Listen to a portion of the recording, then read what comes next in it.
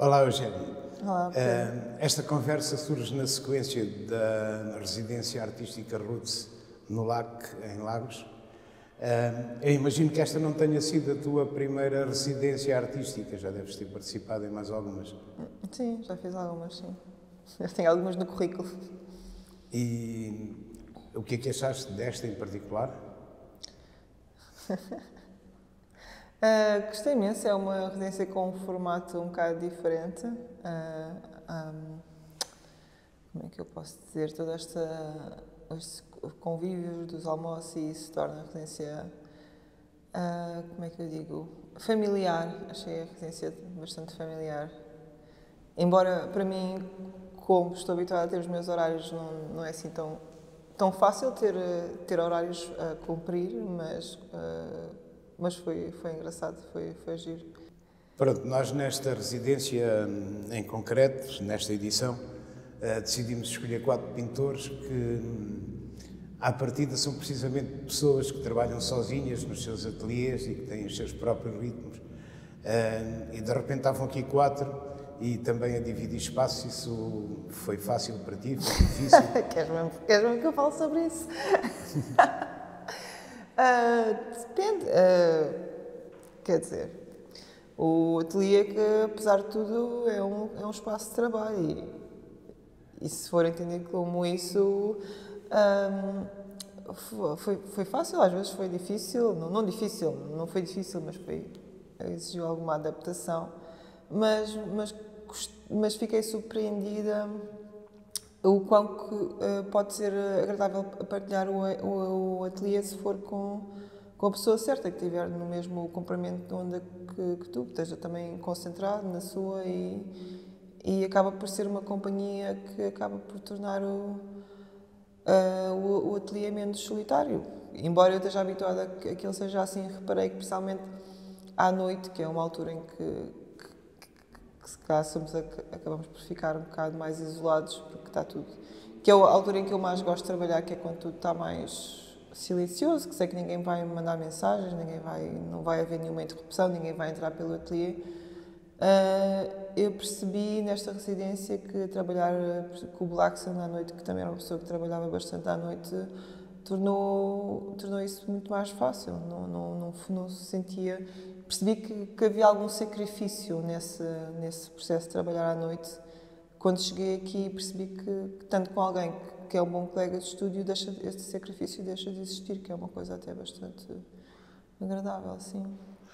Tu és uma artista disciplinada, quer dizer, trabalhas mais ou menos todos os dias, tens mais ou menos um horário, ou trabalhas mais quando te apetece? É assim, basicamente desde que acabou a pandemia, que eu não parei de trabalhar. Então não é que eu tivesse a opção de se quer trabalhar ou se não quer trabalhar. Comecei a trabalhar com uma galeria internacional, o que exigiu bastante de mim. Às vezes foi bom, outras vezes foi demasiado, mas eu sou basicamente uma pessoa bastante obsessiva, então quando trabalho é assim de uma maneira um bocado doente, não posso até dizer se bocado doentia, porque não consigo sequer ter um momento em que digo, ok, agora tenho direito a descansar e vou tirar o fim de semana. Posso pensar, ok, vou tirar o fim de semana, não vou fazer nada. Não, isso nunca acontece. Eu nunca consigo... Quando tenho trabalhos para fazer, não digo deadlines, quando estou em modo de trabalho, estou em modo de trabalho e infelizmente...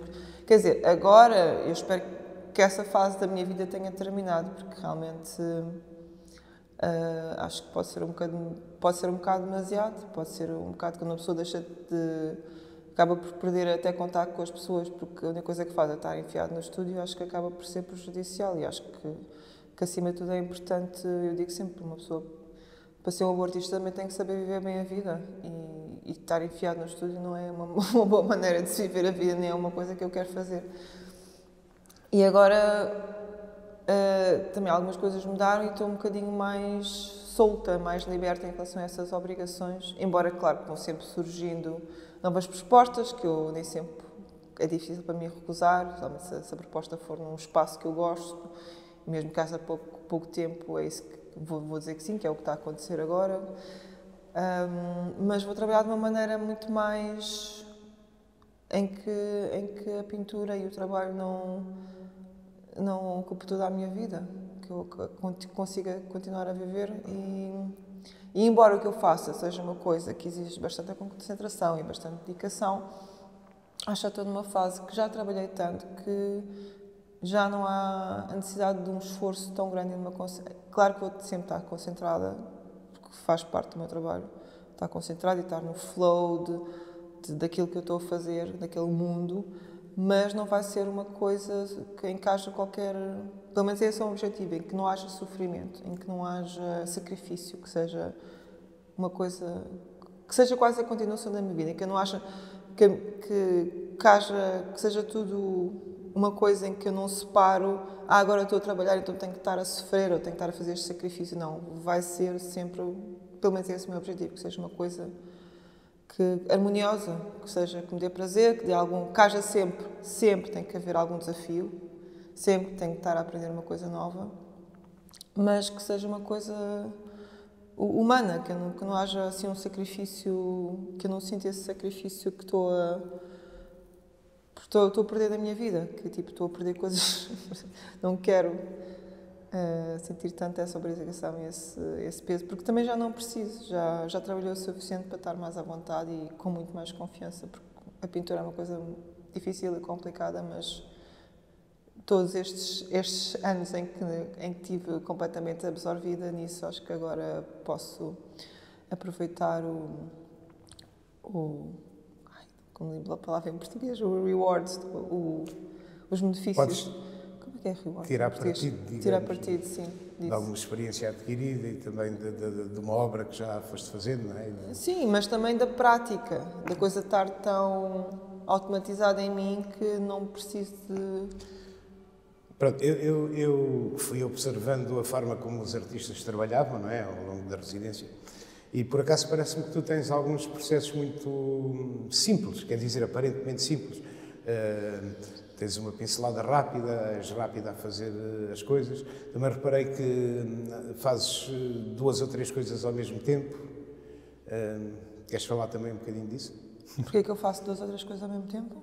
Sim, e desses processos rápidos, mas isso acabaste de dizer, que no fundo é fruto da experiência. Não é? Sim, é fruto da experiência, é fruto de já dominar, já sei que sou uma grande croma naquilo que eu faço. Quando é que a pintura entrou na tua vida, digamos assim? Foi quando em 2000 acho que era 2003, em 2003 eu tinha voltado de Londres e estava assim, tinha tempo e tinha dinheiro na altura e decidi fazer um curso de pintura numa dessas escolas que agora já não existe, que era ali na Estrela. Mas o ambiente era assim um bocado de senhoras reformadas e achei que se calhar aquilo não era para mim. E que não era assim uma coisa muito séria, eu, tipo, já que vou aprender, então recomendaram-me ir para o Arco.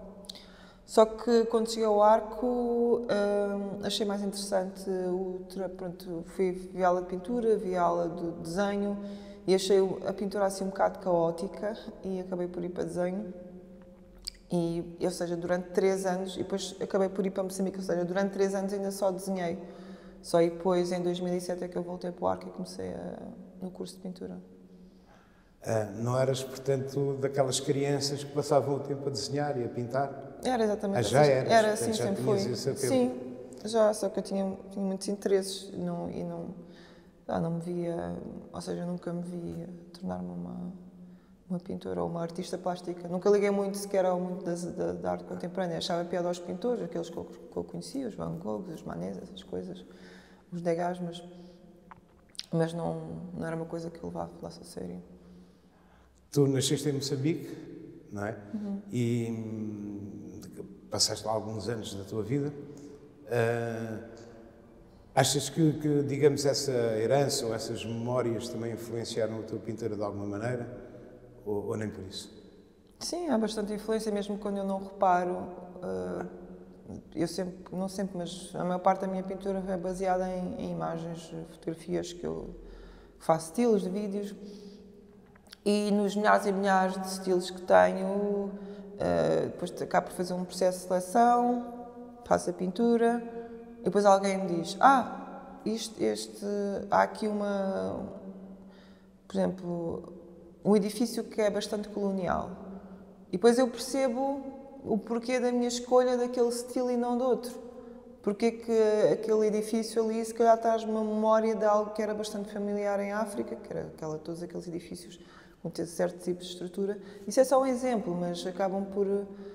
As minhas escolhas, eu acho que as escolhas têm muito a ver com o subconsciente de cada um. E mesmo quando uma pessoa chega a uma exposição e escolhe ou quando chega ao meu estúdio e acha que mais sente-se atraído por uma certa pintura e não por outra, acho que tem muito a ver com isso, com o que nos estimula e nós nem sequer sabemos porquê.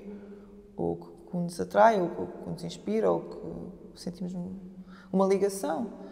E depois eu reparo que essas minhas escolhas têm muito a ver, se calhar, com isso, com o meu passado moçambicano, por exemplo. Tu aqui nesta residência, pelo menos em alguns dos trabalhos, decidiste fazer uma espécie de citações de outros pintores e de outras pinturas e escolheste, digamos, alguns pedaços, alguns excertos de quadros para interpretares ou reinterpretares. Isso é um método que tu costumavas usar, começaste agora a fazer? Não, é assim, cada exposição, cada trabalho que eu faço tem normalmente muito a ver com o que está a passar, o que está a ocorrer à minha volta. E estamos no momento em que eu acabei de chegar de uma viagem que fiz a Paris, em que passei muito tempo a olhar exatamente para os trabalhos destes pintores específicos. Algumas, por exemplo, esta imagem que vemos aqui atrás de mim é uma parte de uma pintura de Delacroix, que foi uma das minhas pinturas preferidas que eu vi no d'Orsay.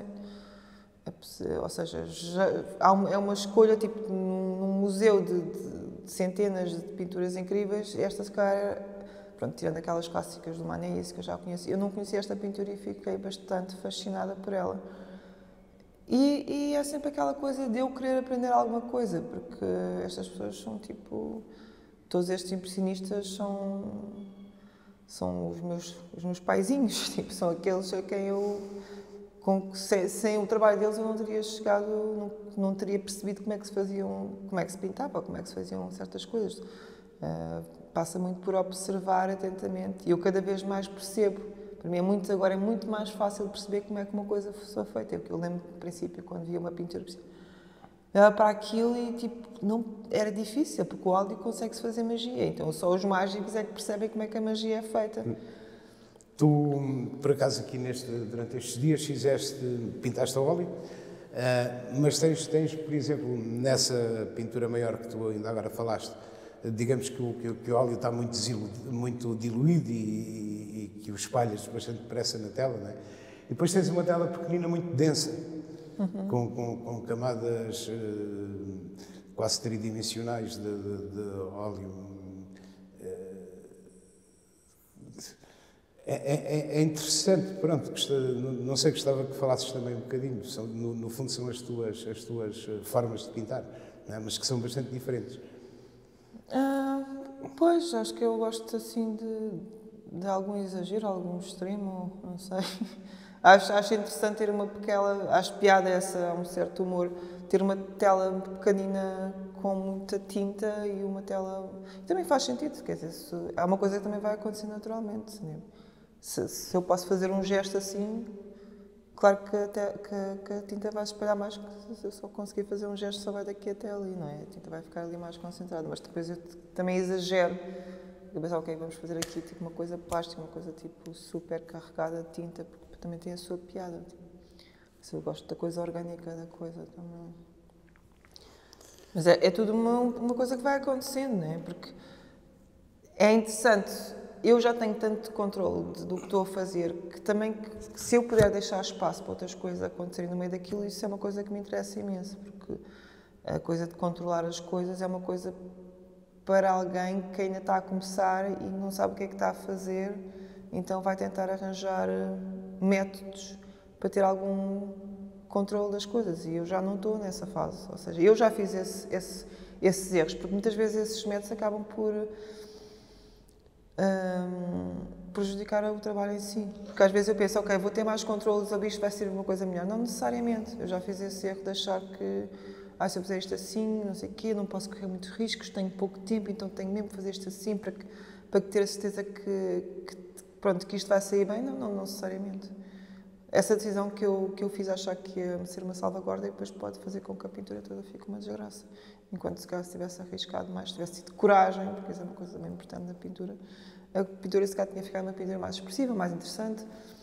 Eu, um destes dias, falava com um artista, pintor, bom pintor, e ele dizia-me que, estávamos a falar do teu trabalho e olhar para as tuas coisas, ele dizia-me que há, digamos, pintores que devem muito ao desenho e outros que fazem uma pintura mais pintura, digamos, quer dizer, que ligam menos ao desenho e mais à pincelada.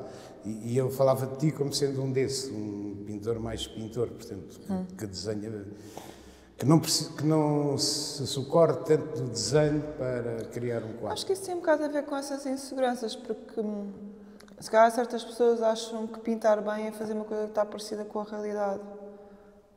Eu, por exemplo, tenho uma irmã mais nova que eu estou a tentar explicar, porque ela é uma miúda e que acha que pintar bem tem a ver com representar o que está ali. Mas depois uma pessoa percebe que não tem nada a ver com isso. A coisa mais importante não tem nada a ver com o que está ali representado. Uma boa pintura é algo que foi feito de uma certa maneira muito mais fluida, que haja uma certa preocupação, sim, que haja uma certa concentração, mas o ato de fazer a coisa de uma maneira mais livre vai resultar numa pintura muito melhor do que estar ali tipo com o gesto preso ao que uma pessoa acha que deve fazer. E no meu caso, eu não preciso me preocupar com o desenho, porque eu desenho muito e hei de sempre desenhar muito melhor do que eu pinto, porque passei 3 anos só a desenhar antes de me tornar uma pintora.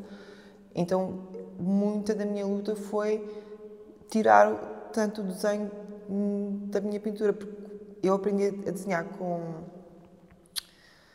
de um modo em que tinha que estar lá. E a pintura é uma coisa mais de emoção, enquanto o desenho é uma coisa mais... Ok, muitos dos desenhadores, eu acho que infelizmente mesmo para colegas meus, em que são muito bons a desenhar, isso acaba por prejudicar a pintura, porque são tão bons a desenhar que depois não conseguem tirar esse bom desenho da pintura.